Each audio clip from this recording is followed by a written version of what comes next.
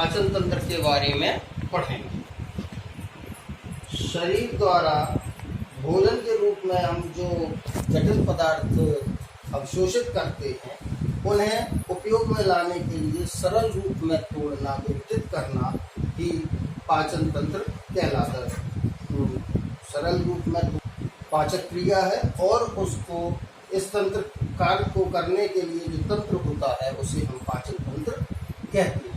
पाचन तंत्र के ये निम्न भाग हैं: आहार नली, मुख, मुख गुहा, ग्रसनी, ग्रासनली, आमाशय, छोटी आंत, बड़ी आंत।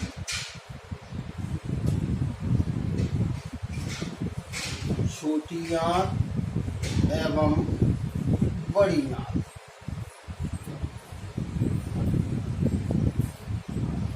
सबसे पहले मुख। मुख क्या है? होठों से गिरी हुई संरचना को मुख कहते हैं।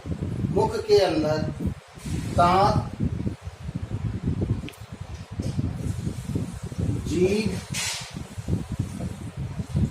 पाए जाते हैं।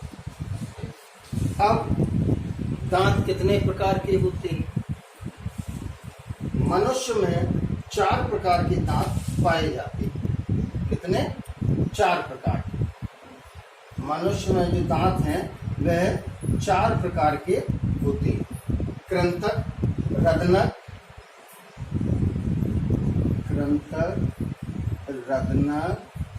अग्रचवर्णक व चवर्णक।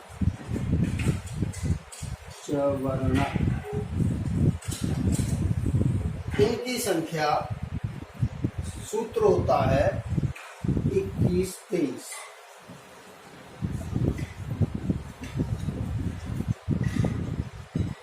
दंत सूत्र कहते हैं इसको। मतलब दो जोड़ी कृंतक, 1 जोड़ी रत्नक, 2 जोड़ी अग्रचवर्णक व 3 जोड़ी चवर्णक पाए जाते हैं।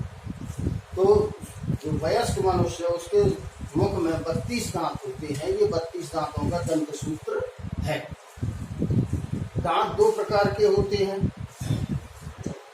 स्थायी दांत और अस्थायी दांत।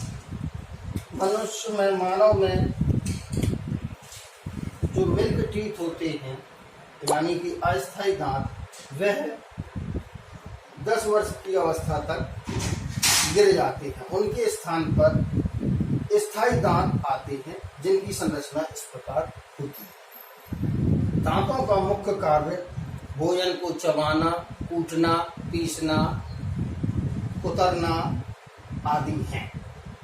दांतों द्वारा भोजन को हम चबाते हैं और जीभ उस भोजन को मुंह के मुख गुहा में उलट पुलट करती है, इधर उधर उसको उलट पुलट करती है और जीभ का कार्य होता है स्वाद लेना।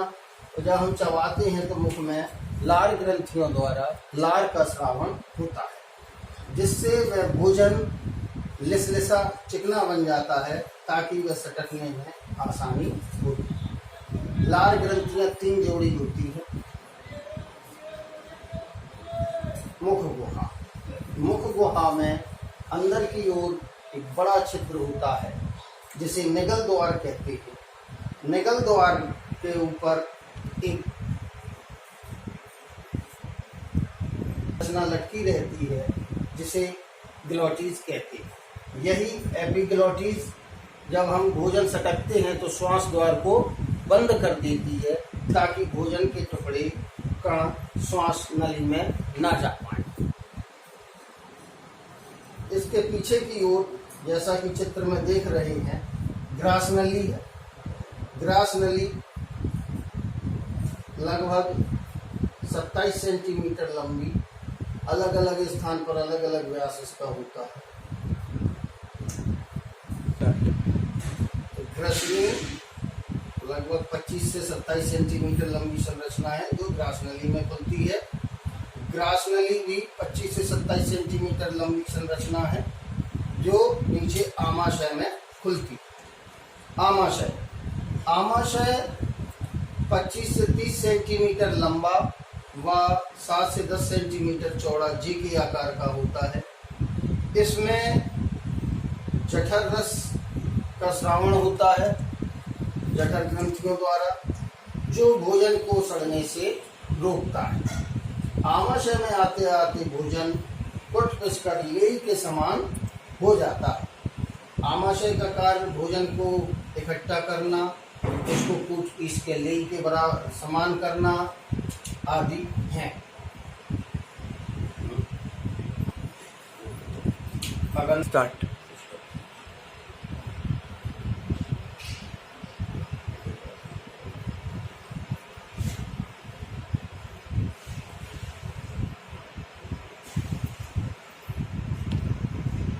छोटी आंत।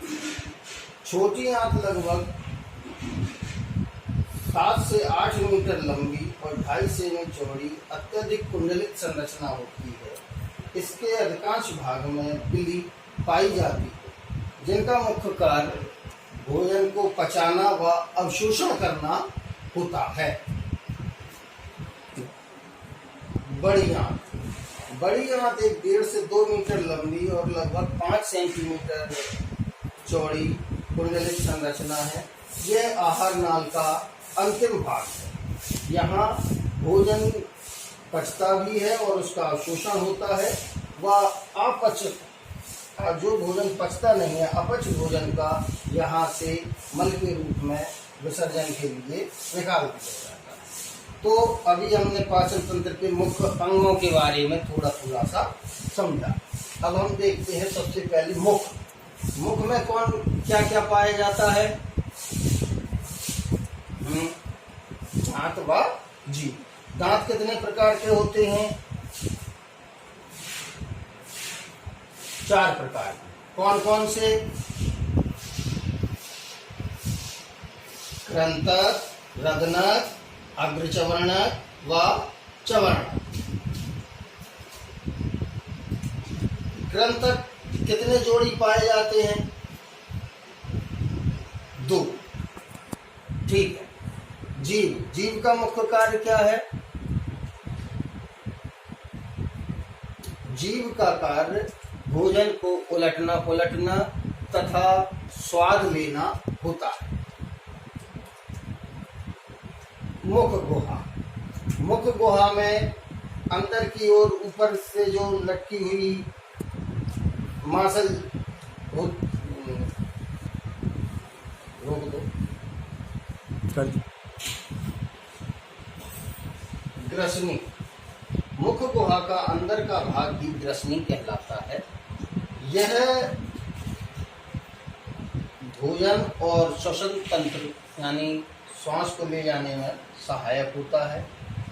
इस अंदर की ओर जो उपास्थीमय संरचना लटकी रहती है, उपास्थीमय संरचना, उसे एपिग्लोटिस बोलते हैं।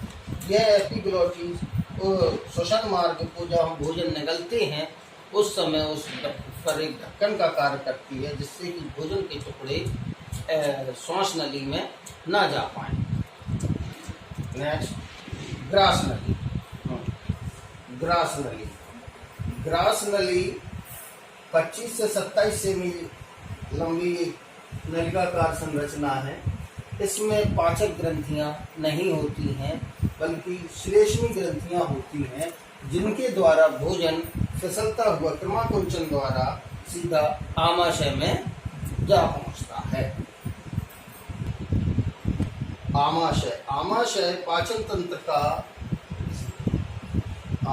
थोड़ा भाग होता है। यह लगभग 25 से 27 सेंटीमीटर लंबा होता है।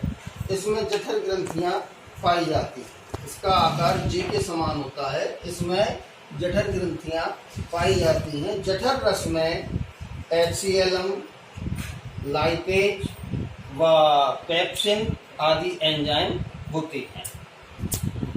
अब हम पाचन ग्रंथियों के बारे में पढ़ेंगे। सबसे पहले पाचन ग्रंथियों में लार ग्रंथि।